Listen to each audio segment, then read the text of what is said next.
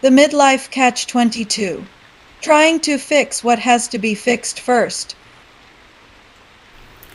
Hi there, my beautiful friends. Welcome to Hive. I'm Lorena, and this is our Tuesday talk.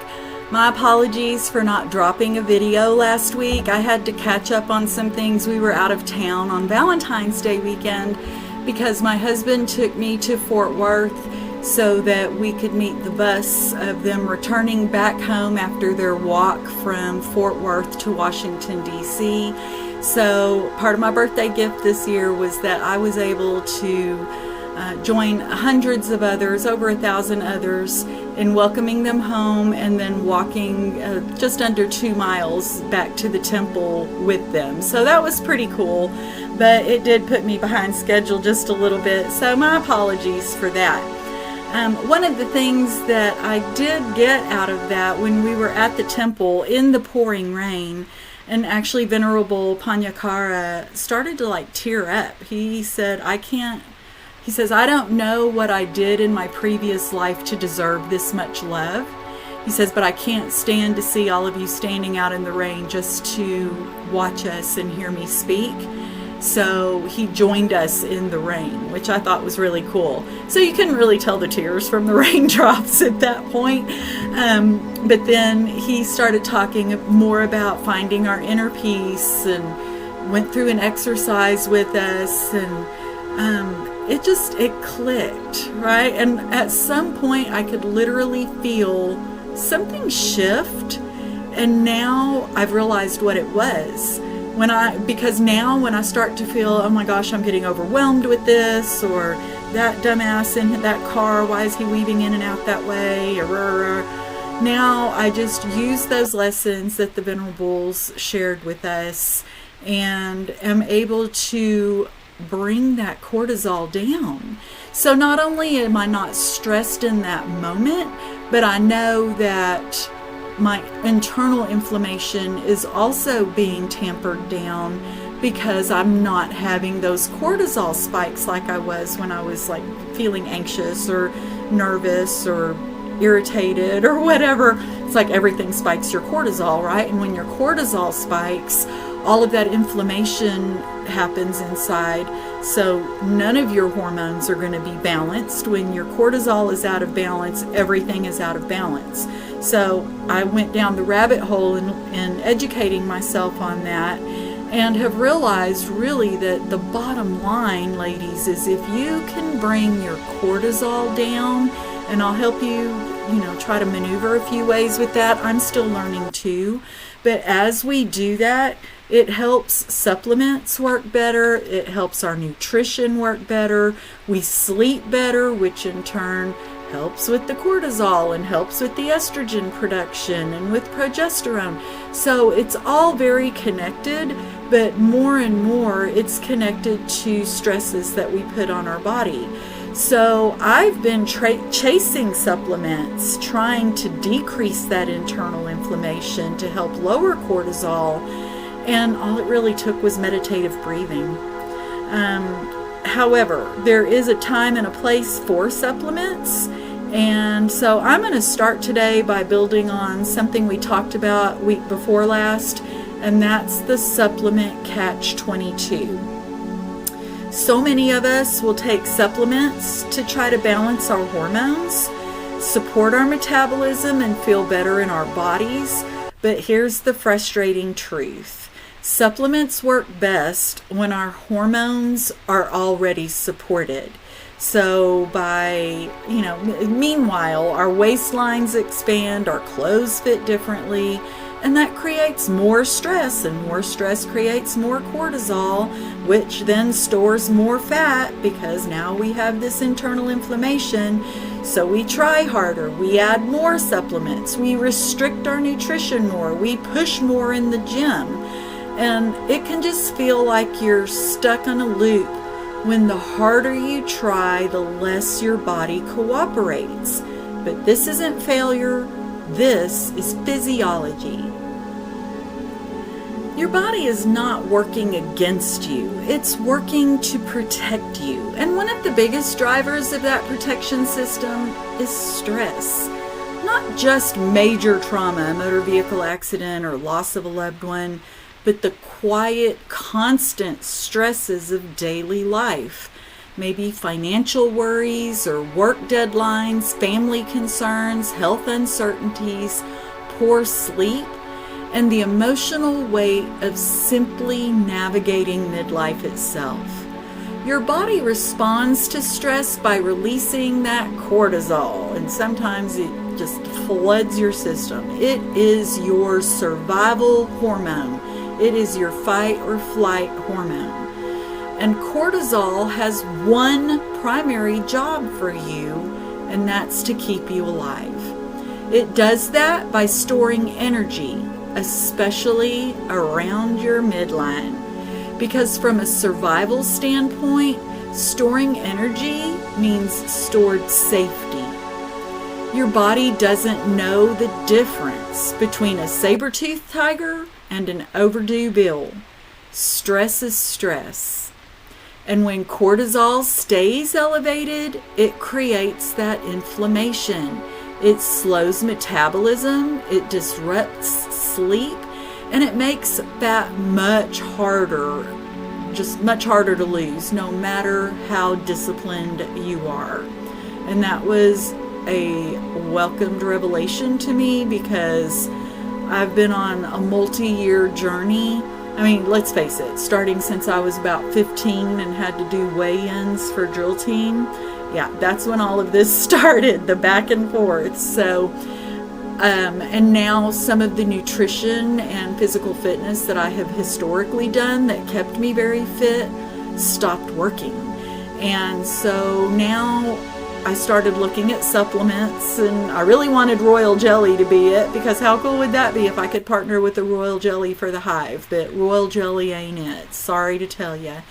But this is why supplements alone can't override chronic stress. You can't supplement your way out of a nervous system that feels unsafe.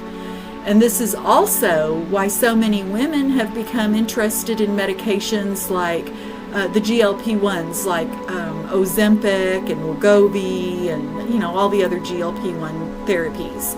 For many people, these medications offer hope after years of frustration.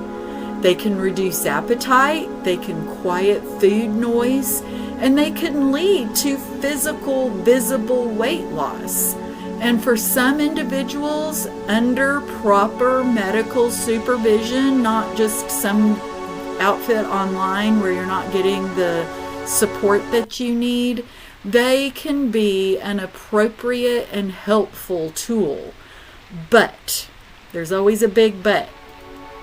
There is an important conversation happening right now in the metabolic health community, now that more and more people have been on GLP-1 for a period of time, not for the diabetes that it was originally intended for, but people obviously are taking it for this weight loss. But now so many are having the same issues that it's on the radar of different health communities, because weight loss is not the same thing as metabolic health. When the body loses weight rapidly, it doesn't just lose fat alone. It can lose lean tissue, which is your muscles, and your bone density. And I've been following one physician who states that as long as you're on GLP-1s, I mean, you can lose incredible amounts of weight, but when you get back off of the GLP-1s, that weight comes back on. Where this is a tremendous problem for women, especially in perimenopause, menopause, postmenopause, is that 30% of the weight that you lose on a GLP-1 is bone and muscle. I know, it's crazy, 30%. So, if somebody loses 100 pounds, 30 pounds of that is muscle and bone density. And then when you stop taking the GLP-1, it's documented everywhere. that rebound weight gain, and that weight just piles right back on again. So if you're considering GLP-1s, you're going to want to consider that to be a lifetime medication, because when you stop taking it, because it stops your body's natural production of certain things, and so when you stop taking it and your body starts producing it again on your own, all of that food noise comes back and the weight comes back on. The problem is that 30% of bone and muscle that was lost during that weight loss is not part of the weight that is regained. That's just all fat weight and water weight that's regained. And one physician on the board says straight up, if you're over 60 years old, it's too late. You will never regain the muscle and bone loss from a GLP-1 med. So that took that off the table for me. Certainly talk to your medical provider. I'm, again, always just sharing what I'm learning as I'm learning it, so that y'all aren't left with unanswered questions like so many of us have been for so many years. I'm so happy that this conversation is even happening out in the open now, because for some reason it was just always hush hush and no women ever talked about what they're dealing with. So what I've learned about, again, to recap and to discuss with your doctor, 30% of the weight that you lose on a GLP-1 med is going to be muscle and bone. And if you get off of the GLP-1 med, you will gain your rebound weight back, but you won't rebuild that muscle and bone. So muscle is so much more important than people realize. I mean, we know, yeah, it's great to be strong and we like our balance and we like to do this, that, and the other. But muscle also helps preserve our bones and our hormones. So muscle supports your metabolism by protecting your bones. It stabilizes blood sugar, it protects your brain, and it preserves your independence as you age. And again, the whole goal of Hive is to age and be healthy. Muscle is not just about strength, it's your metabolic engine. Some physicians specializing in metabolic health have raised those concerns that without adequate protein and resistance training, rapid weight loss can and will include significant muscle loss. This doesn't mean that the medications are inherently harmful, but it does mean that the foundation matters, because the goal is not simply to weigh less. The goal is to be metabolically healthy so that you attain and maintain your natural state of whatever weight that is, where you're the most healthy. To be strong, to be resilient, to be supported from the inside out. And this brings us back to the real solution, whether or not you're on GLP-1s. Not more punishment, not more restriction, not more effort layered on top of exhaustion, but stabilizing the foundation, supporting your hormones, calming your nervous system, nourishing your body with adequate protein. Try to get in 30 grams per meal. Just start out with that. And then if you want more, we can certainly talk about supplementing more or finding different food choices. But 30 grams per meal minimum is the recommended daily rate that women in midlife should be getting in protein to maintain their hormones and stability. Moving your body in ways that preserve strength, walking, resistance training, sleep, and stress regulation. Again, meditative breathing with that stress regulation. You can literally try it for yourself. It took me a few times, but in a kind of stressful situation at work, I did the 10 meditative breaths. And all of a sudden, I just felt like a tingle, like I could literally feel my cortisol dropping. So give that a try and give me feedback if that's working for you too. Because when the foundation is stable, the body becomes more cooperative, not overnight, but steadily, because your body isn't broken, it's adapting to the new hormonal shifts that are happening that we have zero control over. It's protective, and it's always listening to the signals you give it. Our job is not to fight it. Our job is to help it feel safe enough to let go. If this conversation resonates with you, I would love to hear from you. And what would you like to explore next? Because I'm going down a rabbit hole on what are beneficial supplements and what I've tried, and just, ladies, don't waste your time and money. So I will fill you in on all of that. Would you like to dive deeper on topics that discover weight loss versus fat loss, how to preserve muscle in midlife, or how stress hormones directly influence belly fat, or even how skin, hair, and aging changes all as hormones shift? Tell me in the comments your questions, and those will help guide these talks in the future. If you're feeling frustrated in your body right now, please hear this. You are not failing. You're adapting, and you're not alone. I'm going through it with you. I'm trying to help you learn as I'm learning. I'm doing all the side work, what exercises are working. And ladies, let me tell you what's working for me lately.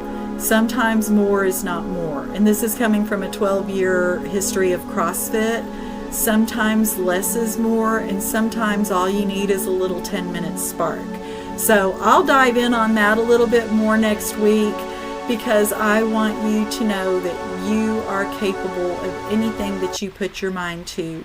You just have to know the direction to go. And sometimes we don't always have those answers readily available to us. So as I have the questions and I'm doing the digging on this, I'll share with y'all as I learn, because some of this stuff is really fascinating. So I will leave it at that for this week. But before I go, remember, you are strong, you are charming, you are vibrant, and you are loved. I'll see you next week.